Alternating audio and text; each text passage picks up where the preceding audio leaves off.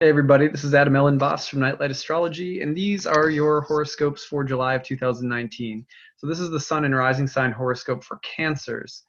You may notice that I'm not in my usual setting right now. I'm at my mom's in Michigan. My family, wife and kids, and I are visiting my mom for the 4th this week. So I'm in in the guest bedroom right now. But a pretty big month for everybody. Two eclipses, really dynamic month. And, the Capricorn Cancer axis is so vulnerable for all of us, whether you're a Cancer or not. It's a huge month where, the more emotionally vulnerable spaces in our lives are opening up due to the eclipse in Cancer to start the month. So the eclipse in Cancer actually comes through on July 2nd. I'll push this forward a day so you can see it. So you see right here, here's the new moon, solar eclipse. Solar eclipses always come on the new moon.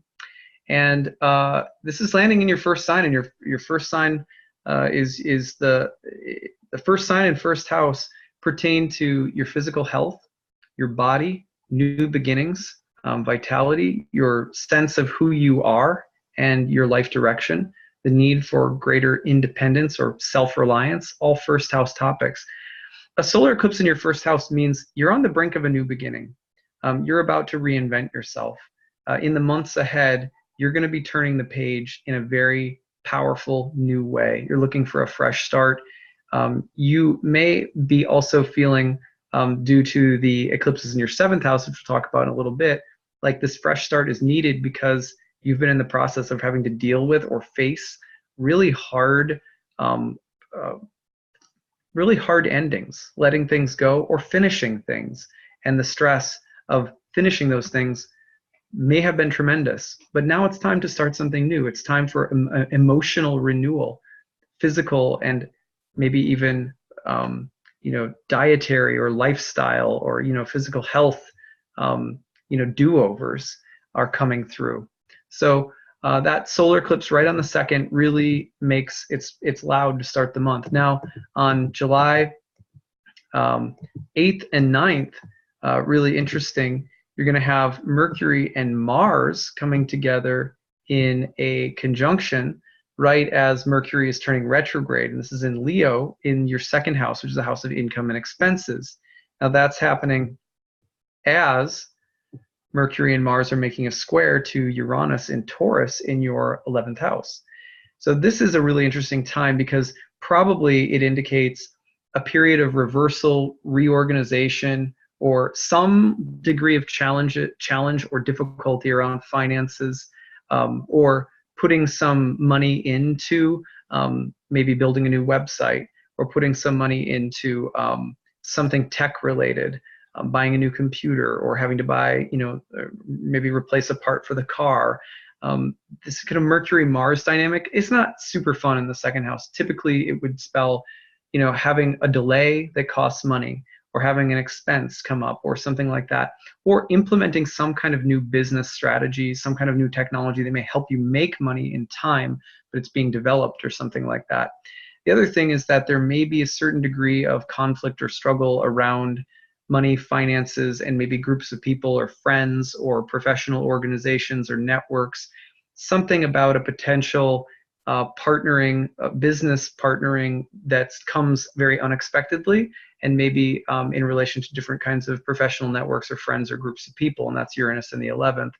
So this could also bring the combination of Mercury, Mars square to Uranus could also bring some kind of puffy displays of ego, right? Just puffed up, kind of puffed up chest, and like be careful of the sort of volatile, fiery Mercury Mars dynamic, especially in a square to Uranus. Potential for something verbal, something egotistical to just blow up and create some kind of disturbance within a group, a professional network, among friends. That's also there, something to be careful of. So that comes in around the 8th and 9th of July. Now the next sequence of events is really the heart of the month.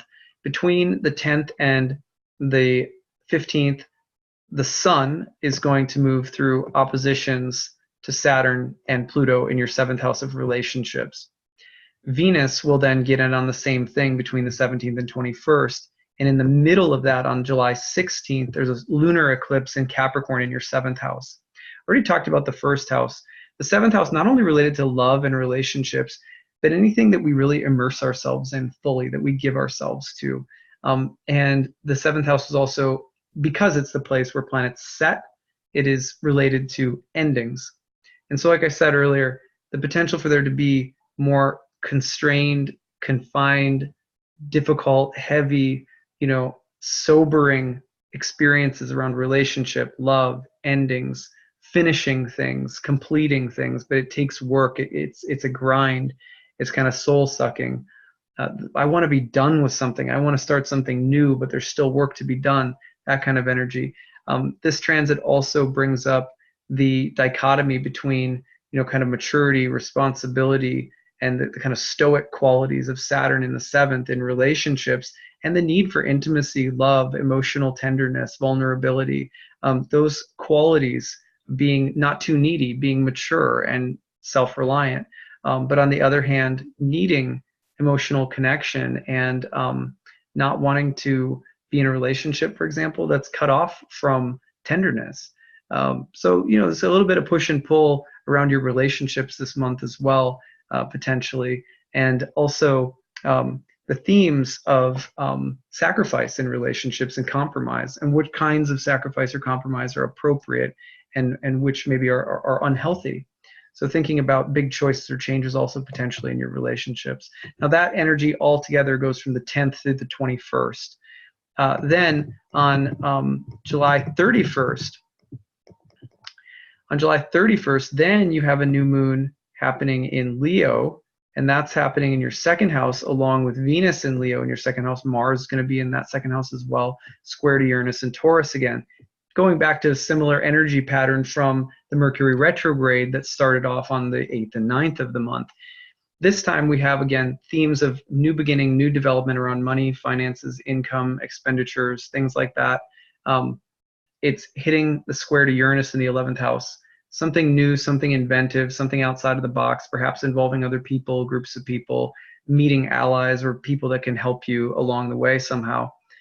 Pretty powerful, really, a pretty powerful dynamic. But it could also be about, with Venus in the mix, square to Uranus, there's that feeling of like, if you offend me right now, like I will leave so quickly. That's the Venus-Uranus feeling.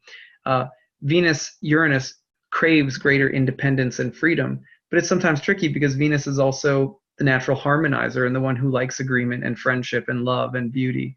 So provocative, experimental relationships, allies who are not the normal, friend or not the normal person you might associate with, but that might be able to help you somehow.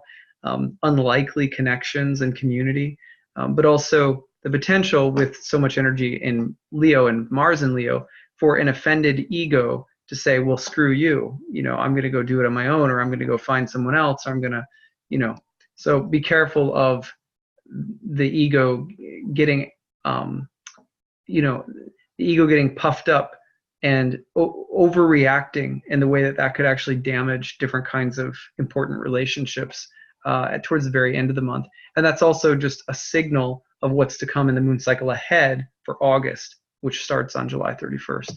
So that's what I've got for you, Cancers, this month. Please let me know how it goes. I'd love to hear from you, hear your comments and stories, and hear that feedback. I love hearing from all my viewers on how these horoscopes actually show up in your life. So that's what I've got. I hope you have a great month of July. We'll see you again in August. Take care. Bye.